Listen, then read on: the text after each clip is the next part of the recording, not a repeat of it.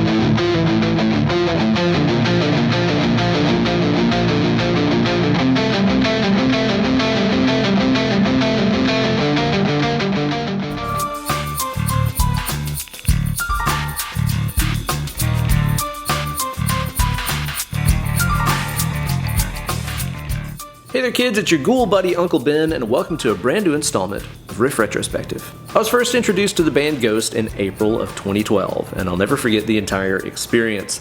It was simultaneously one of my lowest and highest points that I've had in my life, and I actually just made a video about the entire thing for my lovely and loyal Patreon community over at patreon.com/Ben Eller Guitars. That's also where you're going to be able to download tabs to go along with all the sick riffs that we're going to talk about in this video, as well as explore a world of bonus content like bonus lessons, backing tracks, and so much more. I'm also going to be uploading a very special, super extended, and ad-free edition of this video that features even more discussion and talk about these awesome riffs. So don't delay. Sign up today.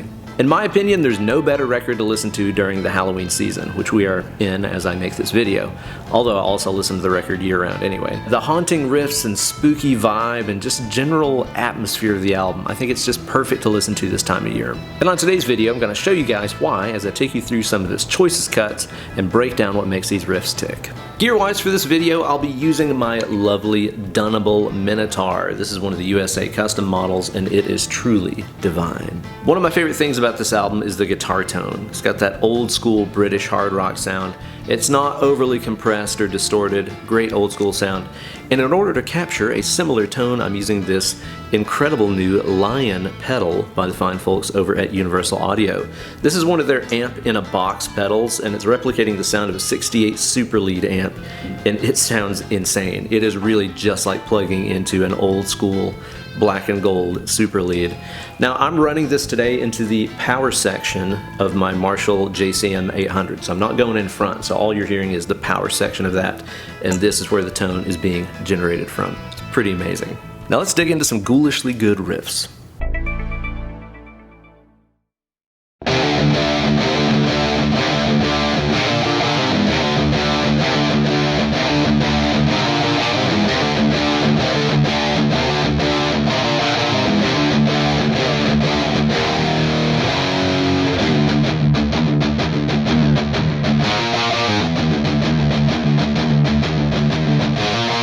First riffs on the record that we hear are on the track Con Clavi Con Dio, and you'll notice that all the instruments here are tuned down one whole step, DGC FAD, or as I like to call it, motley tuning.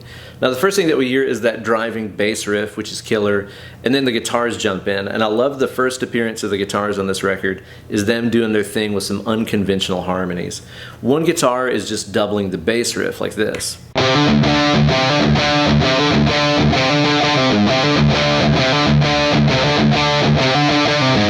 You can see we have our usual suspects list of metal riff intervals, right? We got roots, we got a flat 7, and most importantly the flat 5. The devil's interval, as it's sometimes known. Perfect thing to start this record off with. And the other guitar player is down here playing something that's kind of different. It makes this really cool contrast because one guitar player is starting his riff off lower than the root note, and the other guy is starting his riff off higher than the root note.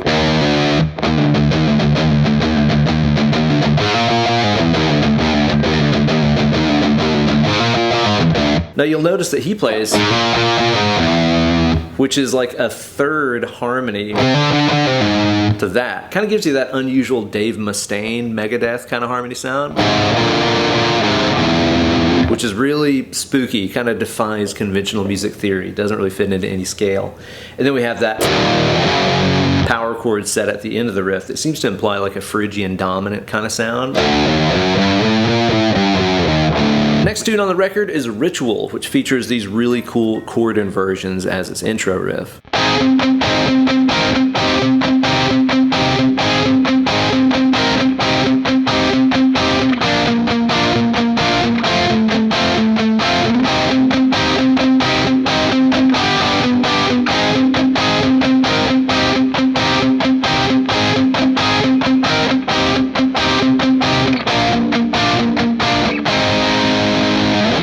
I think playing those chords with those inversions is really cool. That's way more of like a 70s rock guitar player thing than it is like a metal thing. By the way, I'm going to be calling all these notes out by their standard tuning names, so I'm still calling this E, even though I'm tuned down to D. It'll just make stuff a little less confusing, so I'm calling these by what they feel like, not what they sound as, if that makes sense. Now that's the only time that you hear those chords played that way in the song, but when they get to the chorus of it, they change the strumming pattern slightly, and guitar 2 adds in power chords behind them to make it sound even thicker. Sounds like this altogether.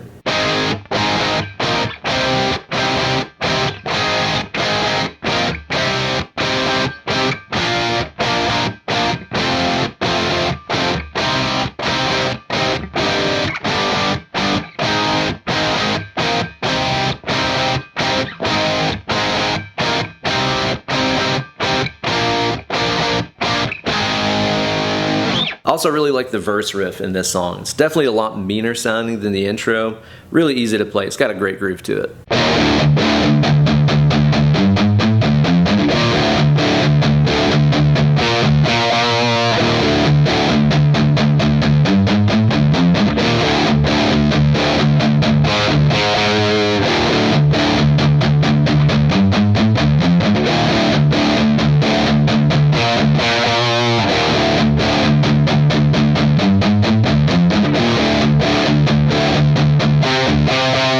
I would think of that riff as being based around what I would call a Phrygian blues scale. It's got elements of the blues scale in there, like that flat third, fourth, flat fifth, and fifth.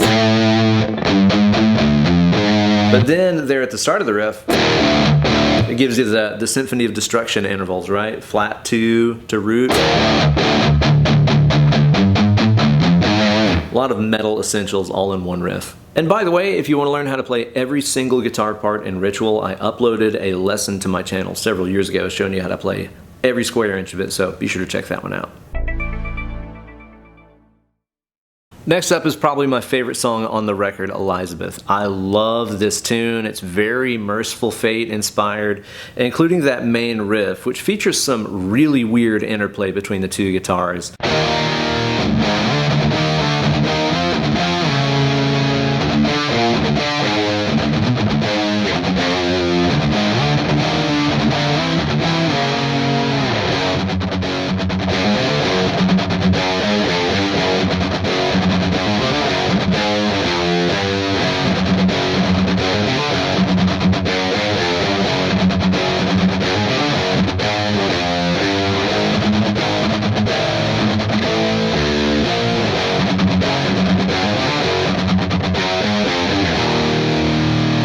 Okay, so where to even begin with that one, right? Really strange riff. I've learned it and forgotten it so many times because it just doesn't really make any sense. It's kind of hard for me to remember it. Now, at first it starts off here with both guitars doing that flat 9 thing above your root note of E, right? And then the one guitar player is playing these octaves that slide around to a lot of really evil intervals, like starting off with that flat 5. There's that flat 9 again. And some of the other moves that he does almost indicate like a Locrian scale, because that's got that flat 5, it's got the flat 3rd, it's got the flat 2, but then it ends with natural 7. That's not in the scale. It's kind of strange. And that's also contradicted the next time through the riff when he plays this. Really features that natural 9. It's kind of all over the place. Now the other guitar player is doing different stuff entirely. Now, whereas the other guy started down here, guitar 2 is going to start off here. playing those full power chords. Now a lot of what he plays is just power chords of those octaves, except for when it's not, right? You'll notice this one here ended in 6/9. Nice. Nice. Nice. And that's kind of implying the sound of like a B major. This is kind of an inverted B major triad. And then they double back up for the licks. And then he plays this set of chords, which is really weird.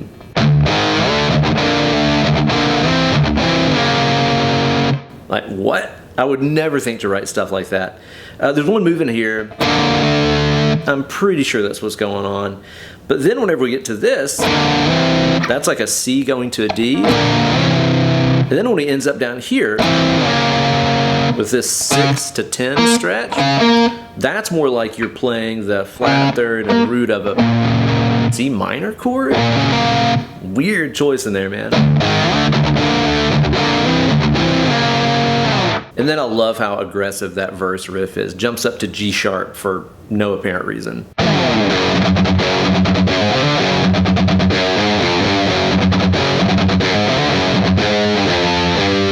This part of the riff almost seems to imply like a whole tone scale.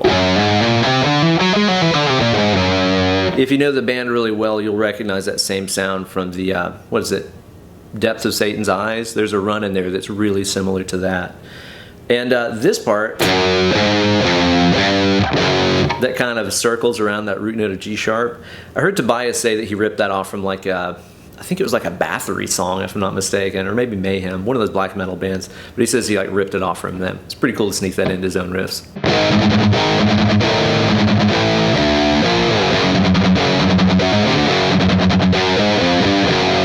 Always cool to do the Metallica thing and step up during the second part of a riff. So we go here from being on G sharp to being on A sharp.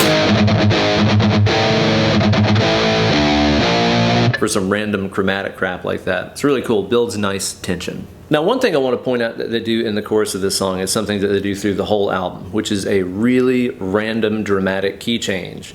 And this is something I've noticed that they've started doing less over the years, like on some of the newer material. There's less big harmonic leaps like what we hear in this song. So it goes to the key of C minor.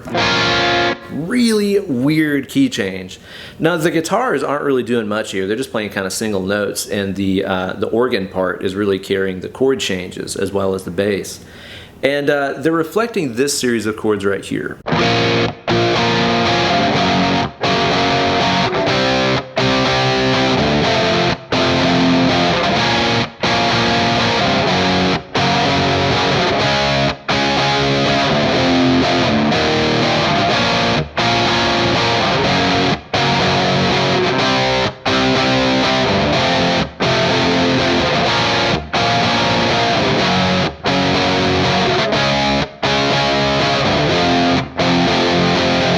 Such a weird chord progression. I feel like that would be way more at home in like a Donovan song than a King Diamond song. Very like 70s or 60s rock sounding. Next up on the record, we got Stand By Him, which, if I'm not mistaken, was the first Ghost song ever written. This is kind of where the whole idea for the band started. Now, one thing that I've just noticed as I've been making this video here is the tempos of the songs. Now, I've been making a tempo track in Logic here as I'm recording so I can play along to a click. And I've noticed that all these songs so far have kind of hovered around the same BPM range. They're all around like 127 to 132-ish. Just kind of right there in that good, steady, mid-tempo groove.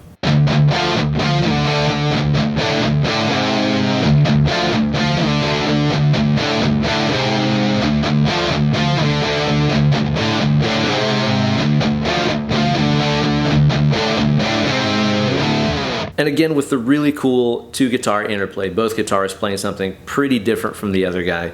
I love this sound, and I feel like it's something that's missing from a lot of modern metal records, where both guitar players will just double up and play the exact same thing, maybe with a harmony or something on it. But these are like two totally different parts that just work really well together.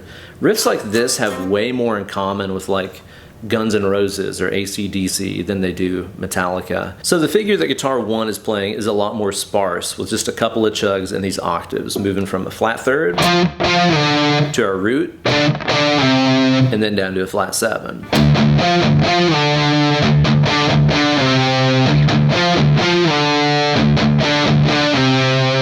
Meanwhile, guitar 2 is filling in all those gaps with a more constant chugging pattern that just centers around E. Before we play that lick at the end that has the classic 5th to flat 5th move that like all of metal is built around.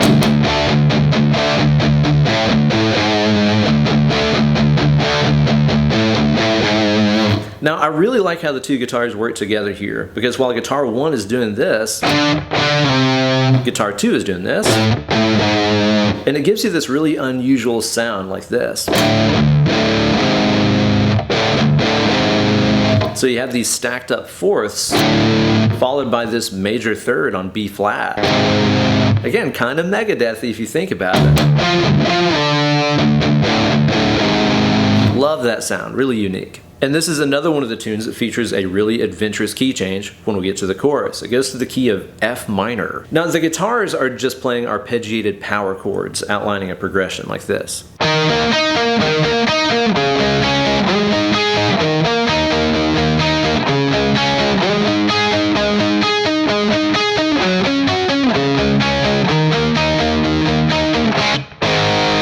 And the other guitar player is playing the same stuff, just down an octave.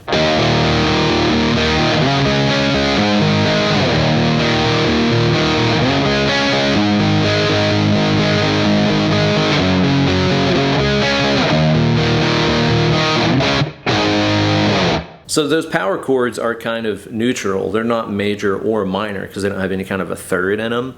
The harmony of those chords is really being carried by the vocals and the keys, which have some really cool moves going on inside of them.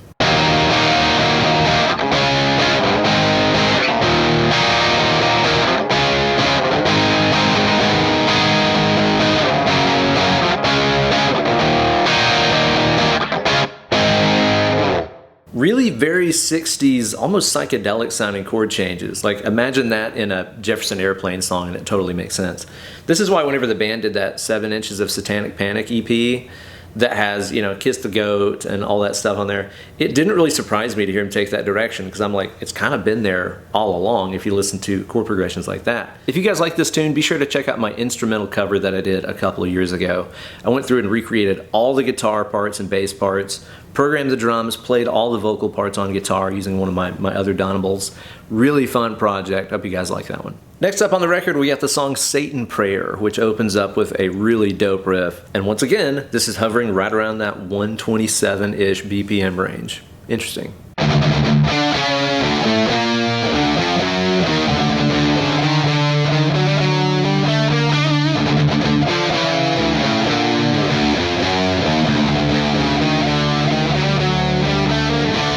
That's another riff that doesn't really fit into any kind of conventional scale that we can describe. And that's part of what makes these riffs sound so like evil and unpredictable, is that they're not playing by the rules, you know? That first part that we have in there is giving me like harmonic minor. You know, it's got that natural 7, 5th, flat 6 kind of thing going on. Reminds me of that scale. But then that ending bit right there that has flat 3rd, regular 3rd, flat 9, that seems, again, more like one of those synthetic scales, like half whole diminished, which is just half step, whole step the whole way up.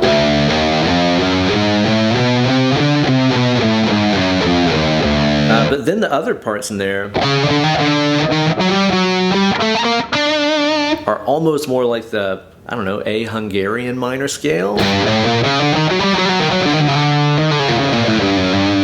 which is one of those offshoots of harmonic minor.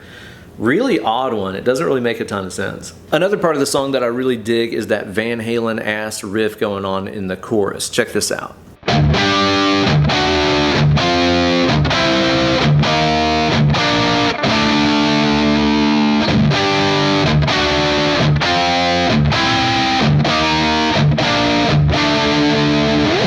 It's like vaguely Unchained-ish, right? Next up, we got Death Knell, which features those two guitars doing some really different stuff to make the sound of that intro riff. Let's check this out.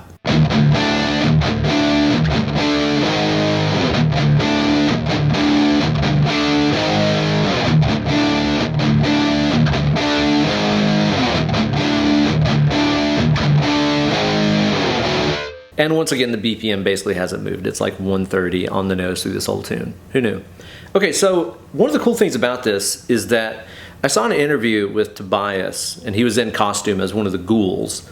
And Tobias Forge, the singer of the band, he wrote a lot of the stuff. I understand that's kind of in dispute, but apparently when he was kind of like coming up with the idea for the band and the two guitar players in the band, he even kind of wrote the guitar players in character, so to speak, where he thought of one guitarist as being kind of the big bonehead riff guy, and the other dude being a little, let's say, smarter and more sophisticated, I guess. And you can really see that coming into play in this riff. One guy is playing just a big caveman riff down here with power chords.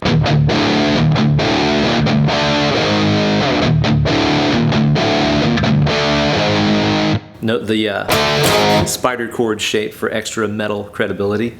And the other guy, I guess, must have been bored playing that riff, and he plays it with this single note thing and a harmonic on the 7th fret A string to chime out and match that E sound.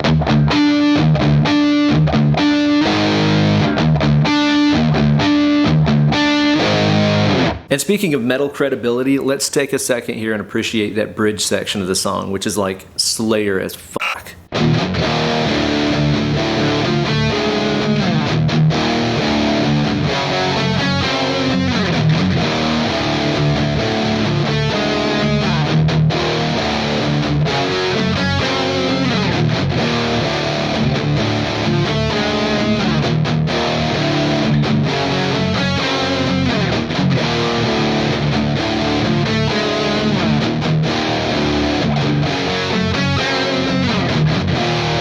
I love those arpeggios that the second guitar is playing. It's very spooky, Scooby-Doo meets Slayer sounding. Now, it's kind of outlining like an E minor, but with a flat 5, the tritone, the devil's interval again. Now, when the second guitar holds out that G sharp chord, the other guy obliges by giving you that same treatment only on a G sharp minor arpeggio, again starting off on the 5th. And ending on the flat 5 down there at the bottom. Prime Mover is one of the most aggressive tracks on the record, and the intro is really cool. You got one guitar that's just kind of playing this droning single note phrase, and then beneath that the other guitar is outlining these really weird octave figures. Check out how they work together. It's really cool.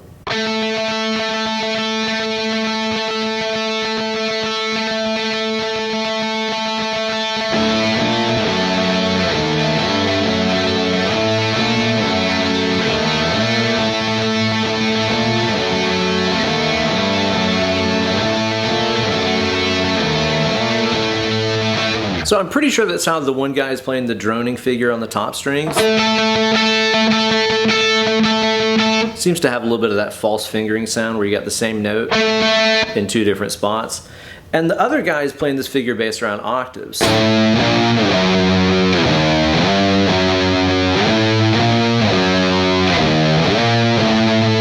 Really cool. You can tell that that one is kind of based around, let's see, what would that be?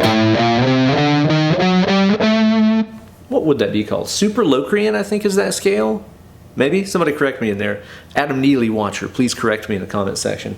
But it would be the same as thinking about A harmonic minor but starting on B, because it's got all those cool sounding intervals that are really mean sounding. I dig that one a lot. And then the next riff after that is also an example of the guitar is doing completely different things, but it fills out that stereo field really well. Something you got to listen for in this band is how bass driven it is. Even though the big old guitar riffs and stuff are right there at the forefront, behind it, the bass and the drums are really laying down the foundation of all of this stuff. The guitar sound itself is kind of small and mushy, but the kick drum and the snare and the bass guitar are really well defined and big sounding. That's what makes the stuff sound so good all together.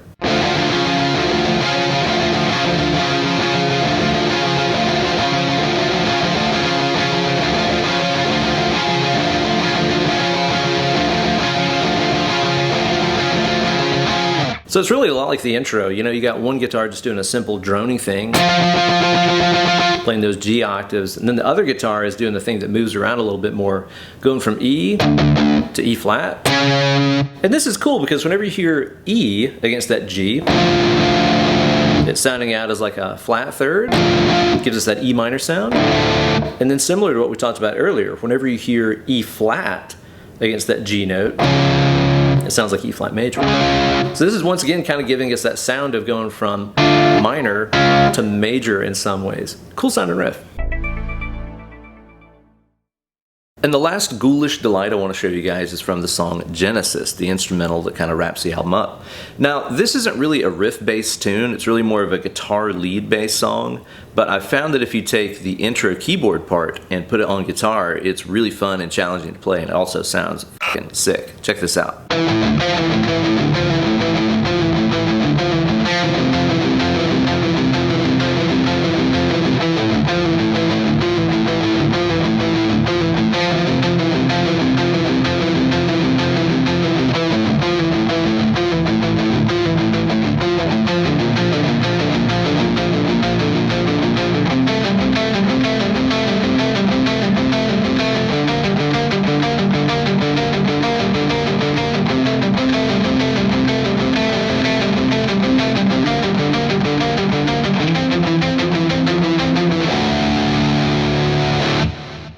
So there you go, guys, a spooktacular odyssey through one of my favorite albums of all time. I especially find that this is the perfect record to listen to during the Halloween season, as we are currently in as I make this video.